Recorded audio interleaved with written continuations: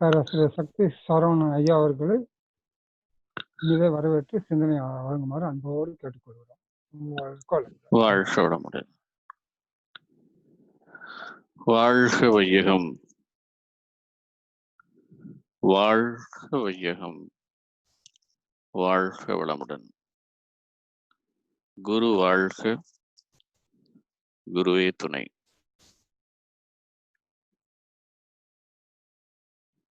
வான்காந்தம் சிவகாந்தம் வலம் ஆற்றல் மறந்திடில் வழி வேறு இல்லை தெய்வம் அறிவு இவை உணர்ந்திட.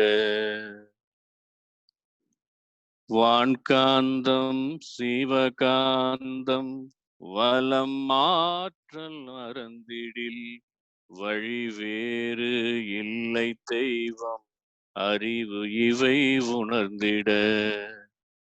ஏனென்றால் மெய்ப்பொருளோ எங்கும் நிறை பெருவெளி இதனோடு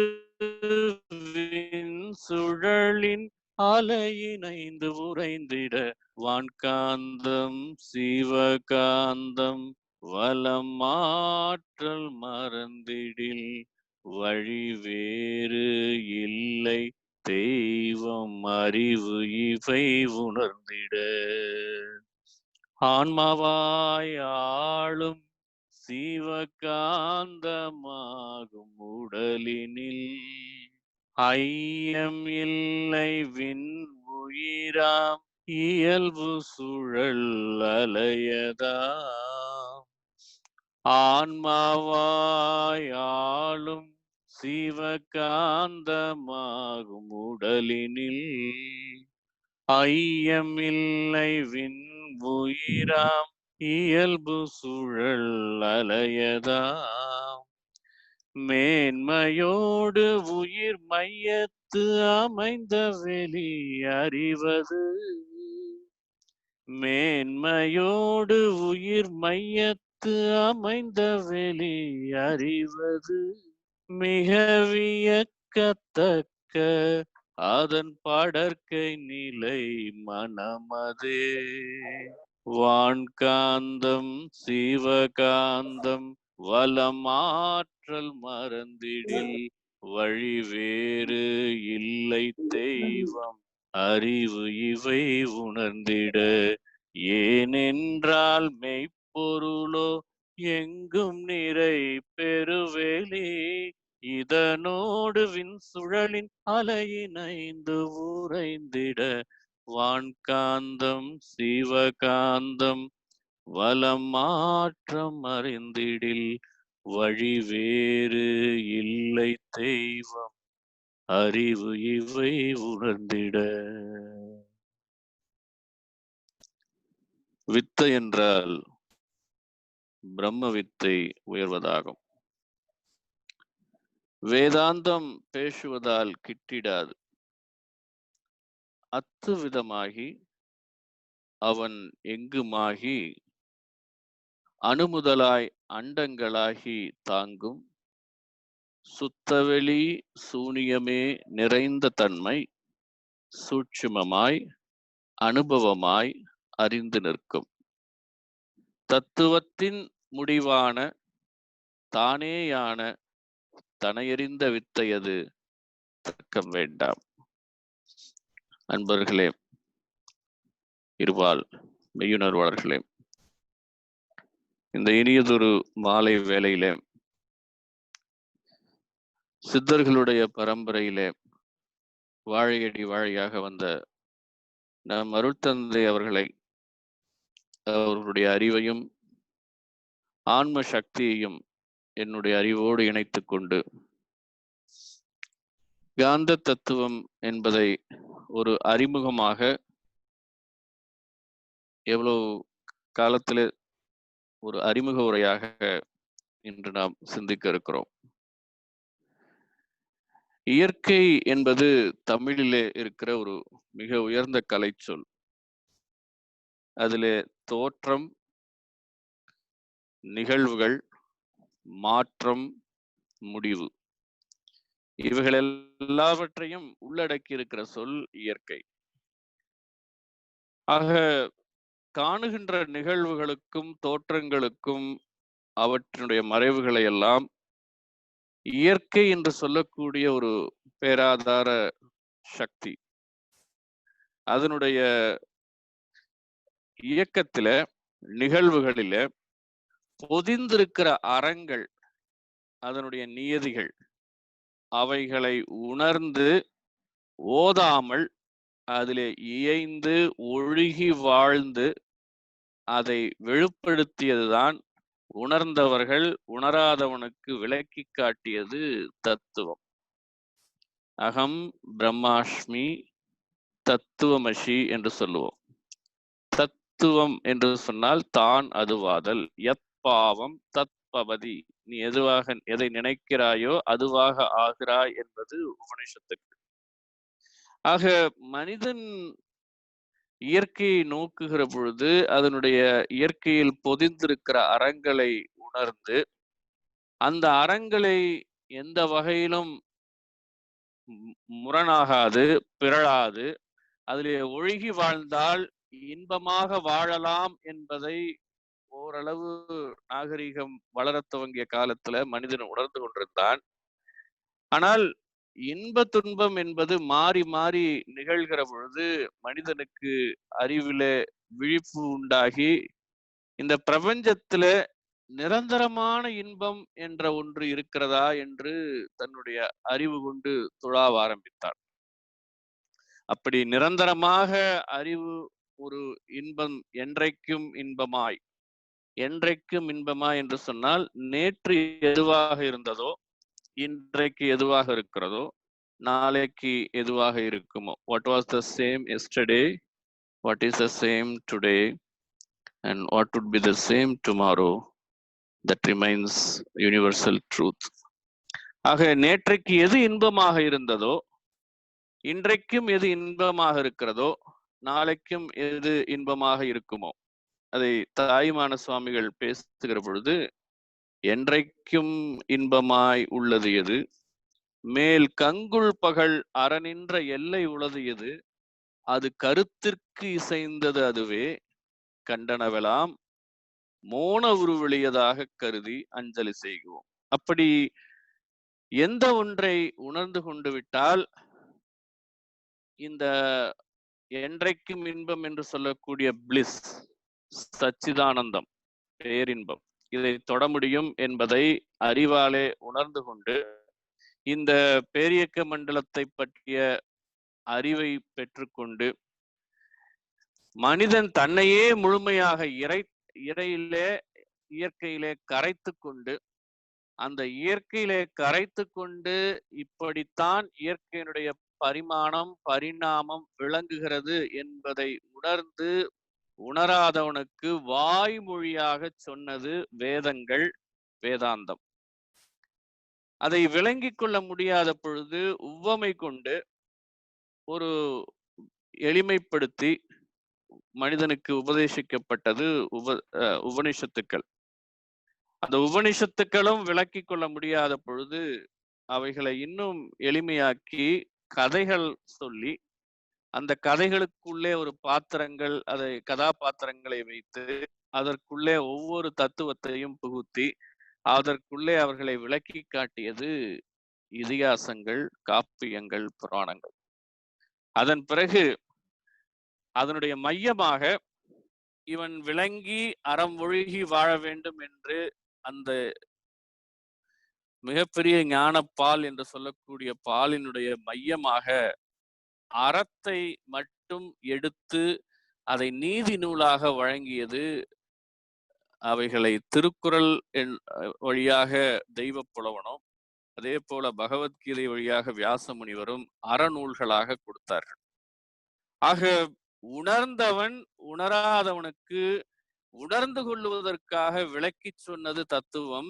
ஆனால் தத்துவம் போதனைக்கல்ல, அது உணர்ந்து கொண்டு இயற்கையினுடைய அறங்களை உணர்ந்து அதோடு இயைந்து ஒழுகி அந்த காலத்தினுடைய எல்லைகளை கடந்து உணர்வு நிலையில ஒன்றுபட்டு அந்த என்றைக்கும் இன்பமாய் உள்ளது என்ற நிலையிலே தன்னை உயர்த்தி கொண்டு பிறவிப்பிணி அறுத்து இறைவனை அடைவதுதான் இந்த தத்துவத்தினுடைய நோக்கம் என்று 2வது குறளிலே வள்ளுவன் வைக்கிறான்.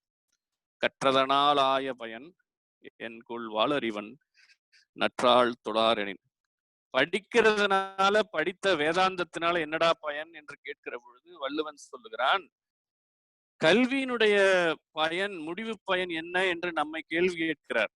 இப்படி கேட்கிற பொழுது கல்வி அறிவை கொடுக்கும், அறிவு ஒழுக்கத்தை கொடுக்கும், ஒழுக்கம் அன்பை கொடுக்கும், அன்பு கருணையை வளர்க்கும், கருணை துறவை கொண்டு வரும், துறவு வீடு பேற்றை கொண்டு போய் மனிதனிடத்தை அந்த இடத்துல நிறுத்தும். அதைத்தான் வாளறிவன் நற்றாள் தொழாரெனின் என்று பேசுகிறான். அதாவது பிறவிப்பிணி அறுத்து இறைவனுடைய தாள் அடையாது படித்த கல்வியினால, வேதாந்தத்தாலே, காந்த தத்துவத்தாலே பயனில்லை என்பதுதான் விளக்கம். அப்படிப்பட்ட ஒரு தத்துவத்தை தான் நாம் எளிமைப்படுத்தி காந்த தத்துவமாக பார்க்க இருக்கிறோம்.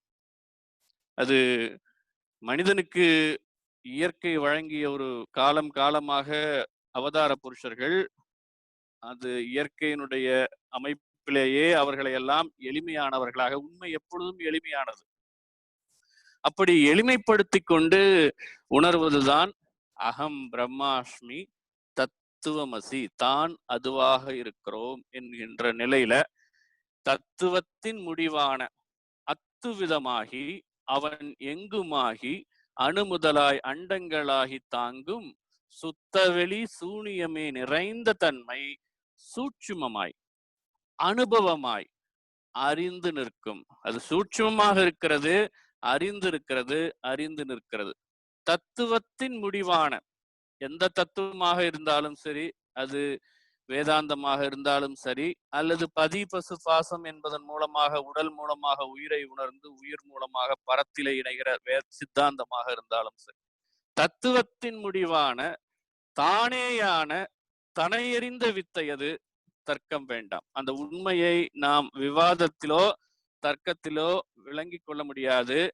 நாம் அந்த நிலைக்கு அறிவை உயர்த்தி அதிலே கரைபடுத்தி நம்மை விளங்கிக் கொள்வதற்காகத்தான் பிறவி எடுத்திருக்கிறோம் என்ற நிலையில தத்துவம் என்பது நம்முடைய கெட்டித்தனத்தை, நம்முடைய மேதாவித்தனத்தை சொல்லுவதற்காக அல்ல, மாறாக அறிவிலே விளக்கம் பெற்று அது ஒழுகி இயற்கை அறம் சார்ந்து ஒழுகி நின்று அதன் வாயிலாக துறவு நிலை பெற்று, இயல்பாகவே துறவு நிலை மனம் பெற்று அதன் வாயிலாக பிறவிப்பிணி அறுத்து தலை அறுத்து தூய நிலையை பெறுவது பிளிஸ் என்ற சச்சிதானந்தத்தை அறிவு தொடுகிறது.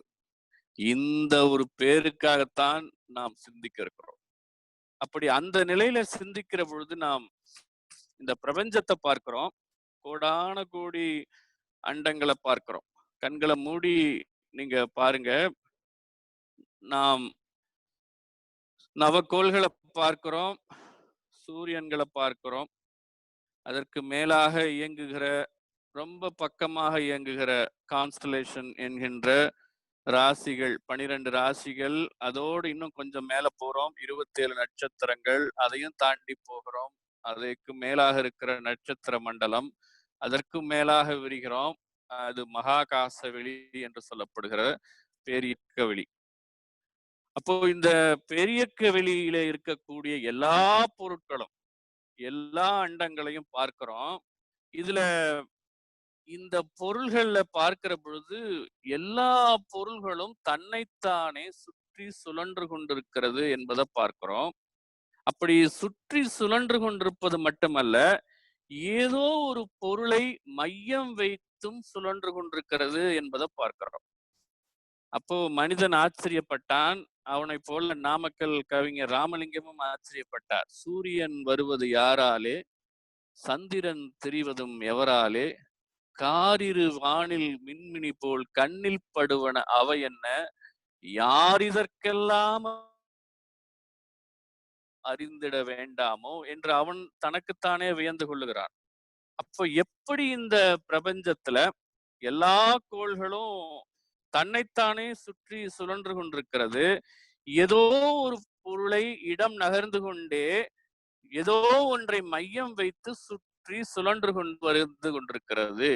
எப்படி இந்த சுழலும் சக்தி இந்த அண்டங்களுக்கு வந்தது என்று சாதாரண அறிவு கொண்டு சிந்திக்கிறால் எல்லா பொருள்களையும் நாம் ஒப்பு நோக்குகிற பொழுது எப்படி பார்க்கிறோம் என்று சொன்னால், எல்லா பொருட்களும் அடிப்படையாக பகுத்து கொண்டே போனால் all mass are consisting of energy particle. பொருள்களை பகுத்து கொண்டே போனால் பகுக்க முடியாத ஒரு நிலை என்ற ஒன்று இருக்கிறது. அதற்கு மேல பகுக்க முடியாது என்று திருமூலர் சொல்வது போல மேவிய பசுவது கூறின் என்று சொல்றாரு. அதுக்கு மேல பகுக்க முடியாது. அப்படி அதற்கு மேல் ஒன்று இல்லை என்ற பொழுது தமிழ்ல வழங்கப்படுகிற வார்த்தை பரம அணு. பரம என்று பரம புருஷன் என்று சொன்னால் அவனுக்கு மேலாக ஒருவன் இல்லை என்பது போல, அதற்கு மேலாக பகுக்க முடியாது என்ற பொழுது பரம அணு என்று சொன்னோம். இப்போ அதை இறைத்துகள் என்று சொல்லுகிறோம். இப்போ பிரபஞ்சத்தில் இருக்கிற எல்லா கோள்களும் அண்டங்களும் எதனால் ஆக்கப்பட்டிருக்கிறது? அடிப்படை துகளான அடிப்படை ஆற்றல் துகளாக இருக்கக்கூடிய அடிப்படை பரமணுவாக இருக்கக்கூடிய அடிப்படை பரமணுவாக இறைத்துகளாக இருக்கக்கூடிய விண்ணினால் ஆனது. இப்போ ஒவ்வொரு பரமணுவும் எப்படி இயங்குகிறது என்று பார்த்தால் அவைகள் ஒரு சுழல் அலையாக இயங்கிக் கொண்டே இருக்கிறது.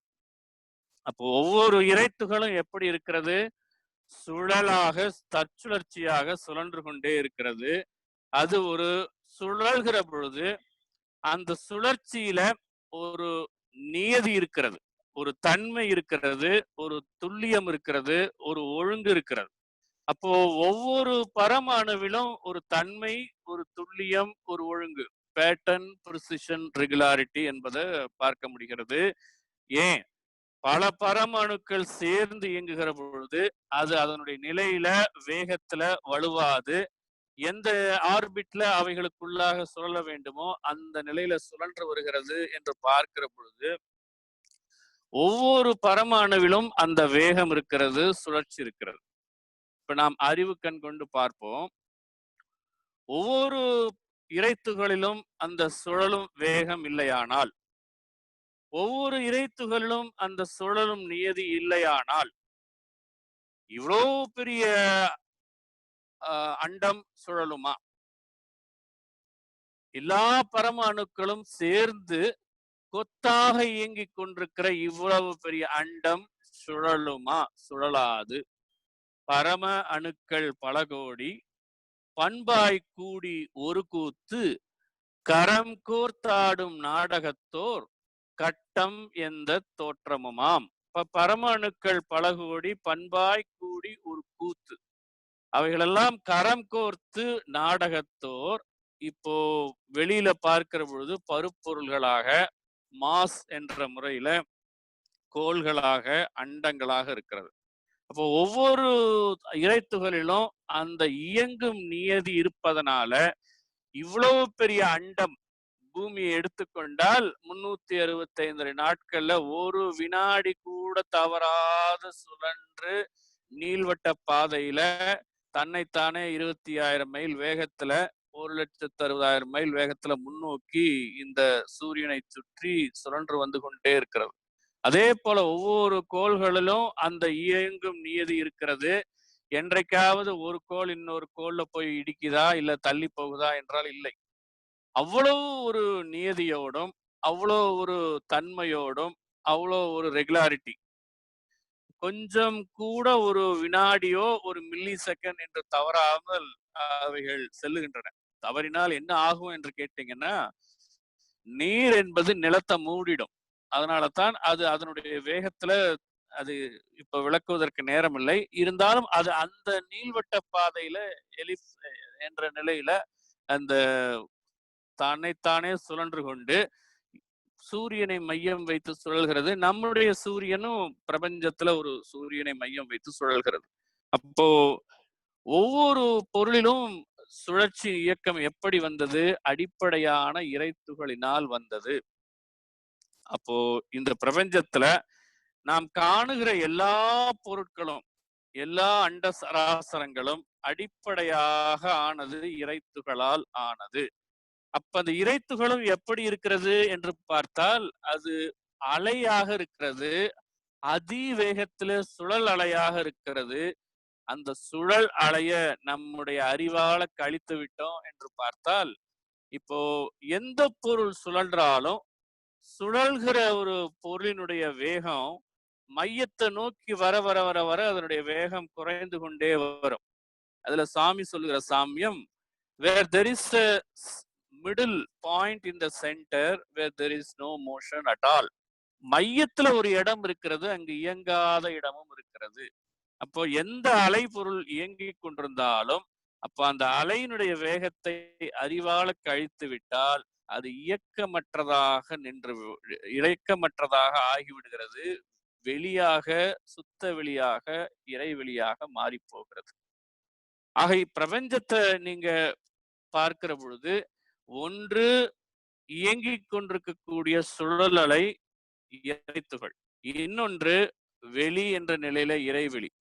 இந்த 2 தான் இருக்கிறது பிரபஞ்சத்துல. இந்த 2 தவிர வேற எதுவும் இல்லை. இது 2ல எது முன்ன வந்திருக்கும், எது பின்ன வந்திருக்கும் என்று பார்த்தால், அணு இறைத்துகள் என்பது அளவுல சிறியதாக இருக்கிறது. அது ஒரு இடத்தை அடைத்துக் கொண்டிருக்கிறது, ஒரு காலத்திற்குள்ள இயங்கிக் கொண்டிருக்கிறது. ஆனால் வெளி என்று சொல்லக்கூடிய இறைவெளி அது காலத்தை, அதாவது எல்லை கடந்ததாக இருக்கிறது, பரந்ததாக இருக்கிறது, எங்குமே விரிந்ததாக இருக்கிறது. அப்போ according to our logical conclusion, மிக விரிந்த பொருளிலிருந்து தான் ஒரு சிறிய பொருள் உருவாக இருக்க முடியும், ஒரு பெரிய பொருளிலிருந்து தான் ஒரு அணு உருவாகி இருக்க முடியும் என்பதால வெளியில இருந்துதான் இறைத்துகள் உருவாகி இருக்க முடியும். அப்போ இந்த இறைத்துகளினுடைய தொடர்ந்த ஒரு சக்தியினால, ஆற்றலினாலதான் இந்த பிரபஞ்சத்துல எல்லா பொருட்களும் அவற்றினுடைய கூட்டுனால இயங்கிக் கொண்டிருக்கிறது என்றால், இந்த இறைத்துகளை எப்படி இயங்கிக் கொண்டிருக்கிறது, எதுல இருந்து இதுக்கு சக்தி வருகிறது என்று பார்த்தால், இந்த இறைவெளியாக இருக்கக்கூடிய இந்த பேரறிவிலே இருந்துதான், அதனுடைய தன்மையிலே இருக்கக்கூடிய அழுத்தம் தான் இதை இயக்கிக் கொண்டிருக்கிறது. இப்போ அதுதான் இந்த அளவுக்கு பிரபஞ்சத்தை விரிந்து பார்க்கிற பொழுது மனிதனுக்கு கிடைத்ததுதான் இன்ப ஊற்று. இதிலே வந்ததுதான் பேரின்பம். அதைத்தான் சொல்லுகிறார், இன்ப ஊற்று என நிறைந்த இறைவா எனும் போதினிலே ஏற்படும்போர் இன்பமதை எவ்வாறு சொல்லுவேன். உன் பெரிய பேரியக்க உவமையற்ற ஆற்றலால் உலகங்கள் அத்துணையும் உருளுதே ஓர் கொத்து போல. அதனுடைய பேரியக்க ஆற்றலால், அதனுடைய constant pressure, all around pressure, self compressive force என்ற முறையில சூழ்ந்தழுத்தும் ஆற்றலால எப்பொழுதும் கான்ஸ்டன்ட் பிரஷர் இருந்து கொண்டே இருக்கிறது, அதுல குறைவில்லை. அதனாலதான் அதை வற்றாயிருப்பு என்று சொல்லுகிறோம். அப்போ உன் பெரிய பேரியக்க உவமையற்ற ஆற்றலால் உலகங்கள் அத்துணையும் உருளுதே ஓர் கொத்து போல். எப்படி இயங்குகிறது? தன்மயமாய், தான் அதுவாய், தவறிடாது இயங்கும் பேட்டர்ன், பிரிசிஷன், ரெகுலாரிட்டி. இந்த முறையில இந்த அறத்தை, இந்த ஒழுங்கை, இந்த நிலையில இருந்து வழுவாது, தன்மயமாய், தான் அதுவாய், தவறிடாது இயங்கும் உன் தன்மை திறம் என்ன என்ன தவமது ஆனந்தமே. அந்த நிறைநிலையில இருந்து நான் பிரபஞ்சத்தை பார்க்கிற பொழுது, என்னுடைய உணர்வு பேருணர்வாக நிலை பெறுகிற பொழுது, உன்னை நினைந்து தவத்தில உணர்வாக பயணிக்கிற பொழுது அதுவே பேரின்பமாக இருக்கிறது என்று மகரிஷி முதல் பாடலாக காந்த தத்துவத்துல சொல்லுகிறார். இப்ப அவ்வளவு பெரிய பிரபஞ்சத்துல நாம் பிரபஞ்சத்தினுடைய விட்டம் என்பது 200 மில்லியன் ஒளி வருடங்கள் ஒரு குறிப்பிட்ட காலத்திற்கு முன்னாக. ஆனால் ஐன்ஸ்டைனுடைய கூற்று பிரகாரம் யூனிவர்ஸ் கீப்ஸ் ஆன் எக்ஸ்பேண்டிங், பிரபஞ்சம் விரிந்து கொண்டே போகிறது. இப்ப 200 மில்லியன் ஒளி வருடங்கள் என்று சொன்னால் ஒரு வினாடிக்கு இந்த வெளிச்சம் என்று சொல்லக்கூடிய ஒளியினுடைய வேகம் 2,30,30,000 மைல் வேகத்துல பயணிக்கக்கூடியது. அப்ப அதை மீண்டும் 60ஆல பெருக்கினால் ஒரு நிமிஷம், மீண்டும் 60ஆல பெருக்கினால் ஒரு மணி, மீண்டும் 24ஆல பெருக்கினால் ஒரு நாள், மீண்டும் ஒரு 365ஆல பெருக்கினால் ஒரு வருடம், மீண்டும் 1 மில்லியன் என்று 10 லட்சத்தால பெருக்கினீங்கன்னா 1 மில்லியன், அதை மீண்டும் 200ஆல பெருக்கினீங்கன்னா 200 மில்லியன் ஒளி வருடங்கள். இதுதான் பிரபஞ்சத்தினுடைய விட்டம்.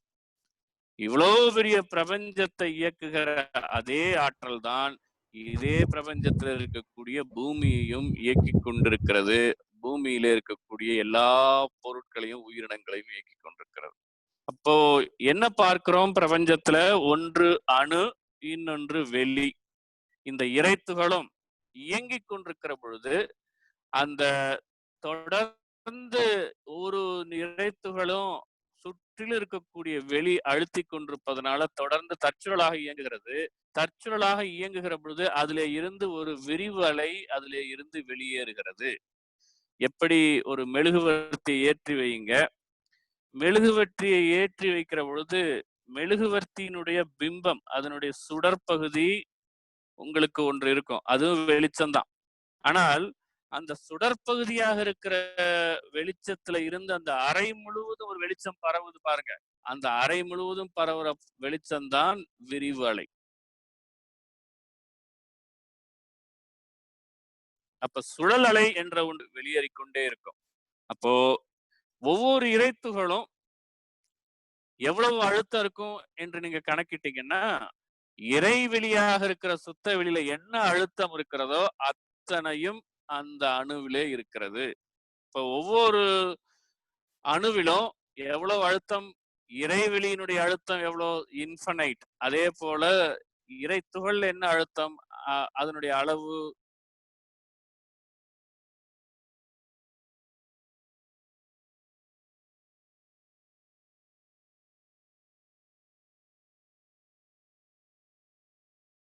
தன்மை என்றைக்கும் அது அறிவு, அதனுடைய அழுத்தம் தான் அதனுடைய அறிவாக இருக்கிறது. இறைவெளியினுடைய அறிவு அழுத்தமாக இருக்கிறது. இந்த 4 நீங்க சொல்றீங்களே, அதாவது அழுத்தம், அறிவு, வற்றாயிருப்பு, காலம்.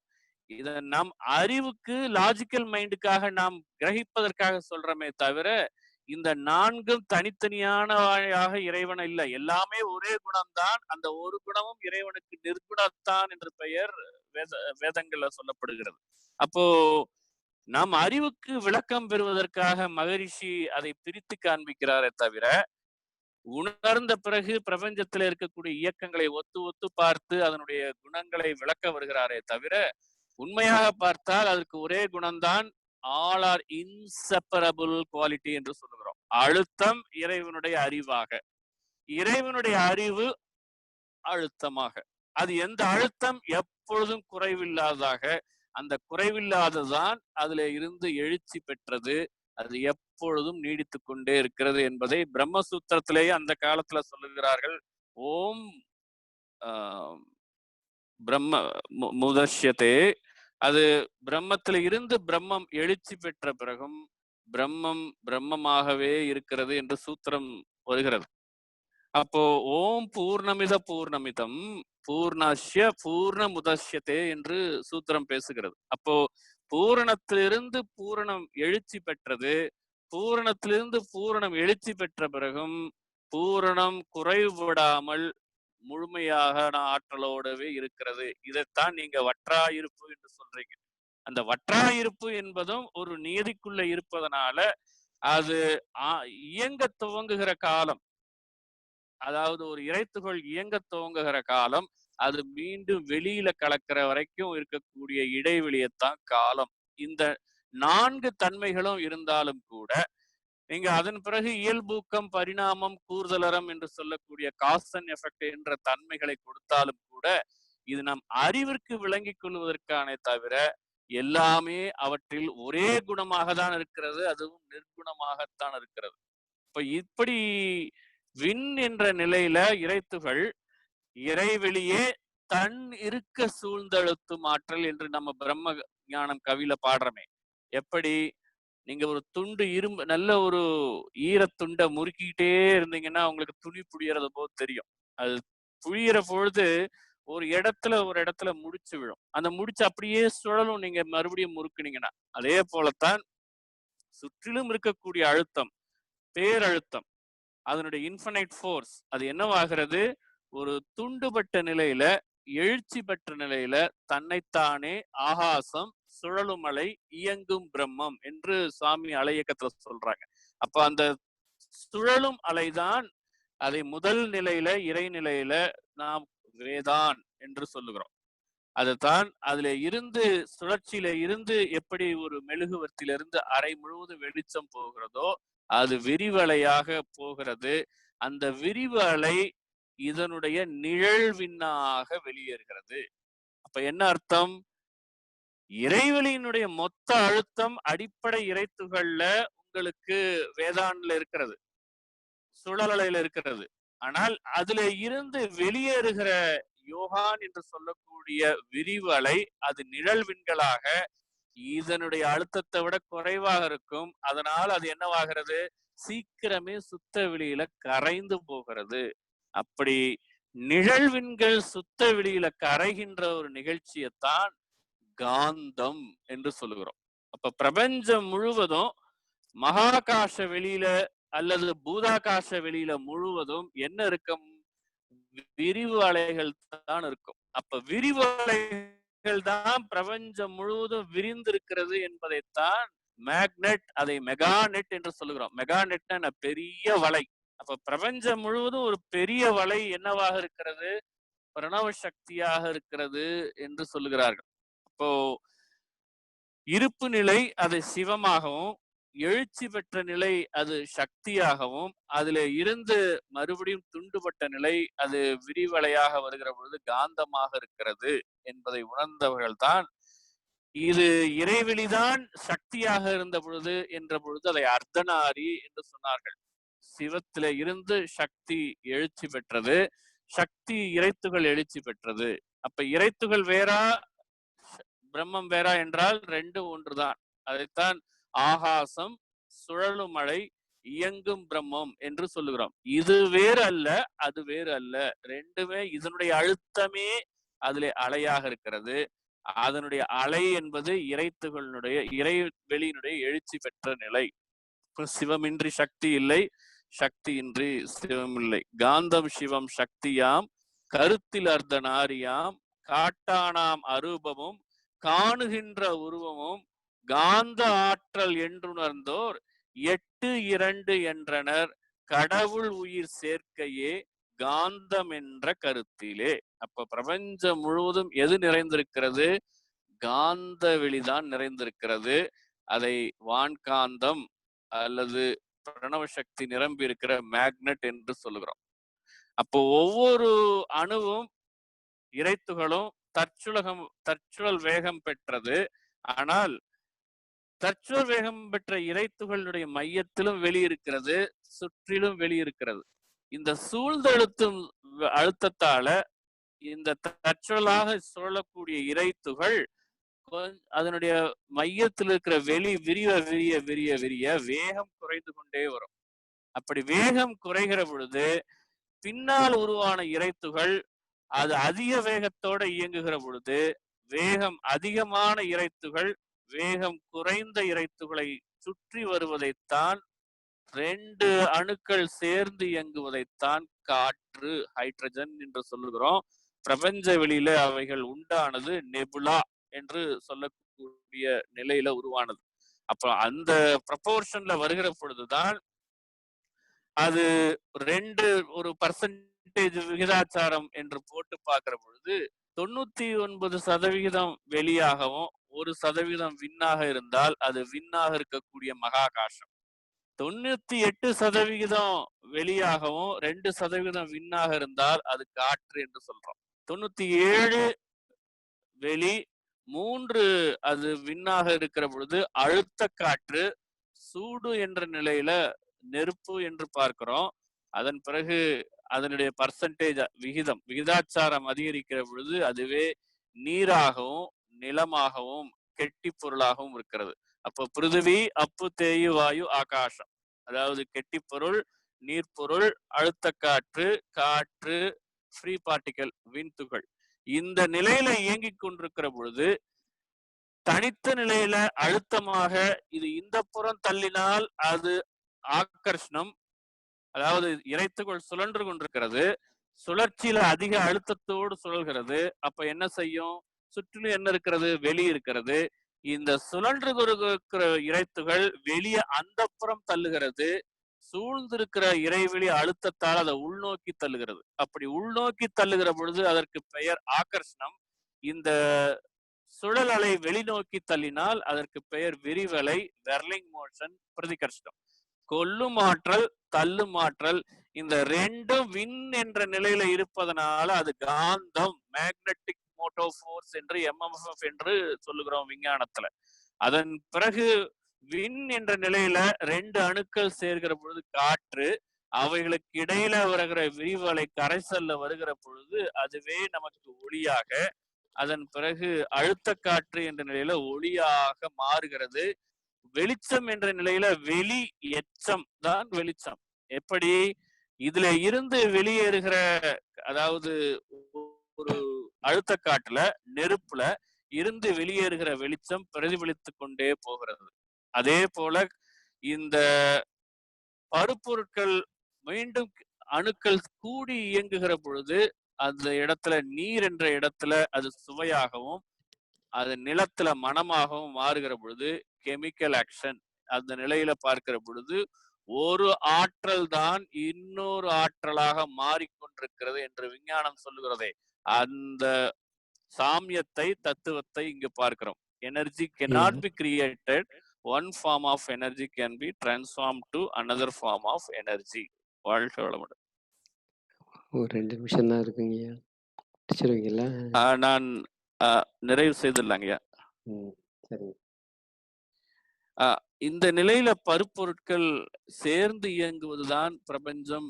அது பருப்பொருட்கள் நிலையில இருக்கிற பொழுது அது நெபுலா என்ற நிலையில கோள்கள், அதுவே ஸ்டார் என்ற நிலையில வருகிற பொழுது H2 மற்ற எலிமெண்டோட சேர்ந்து வருகிற பொழுது நட்சத்திரங்கள். அந்த நட்சத்திரங்கள்ல இருந்து ஒரு நட்சத்திரம் தான் சூரியன். இதுல இருந்து அழுத்தத்தால வெளியேறிய மூலகங்கள் தான் நாம் பார்க்கிற துணைக்கோள்கள். புதன், அதுல இருந்து சந்திரன்ல இருந்து பூமியில இருந்து உங்களுக்கு சனி கிரகம், புளூட்டோ, நெப்டியூன் வரைக்கும். இதுல ஒரு விகிதாச்சாரத்துல பூமியில 5 பௌதீகங்களும் ஒரு கூட்டு சர்க்கியூட் அமைத்து ஒரு கெமிக்கல் உண்டான பொழுது அந்த கெமிக்கலும் ஒரு அலை இயக்கத்துல ஒரு மையம் வைத்து இயங்குகிற பொழுது அது ஜீவனாக, அது 6 அறிவு வரைக்கும் அதே அழுத்தம் தான்.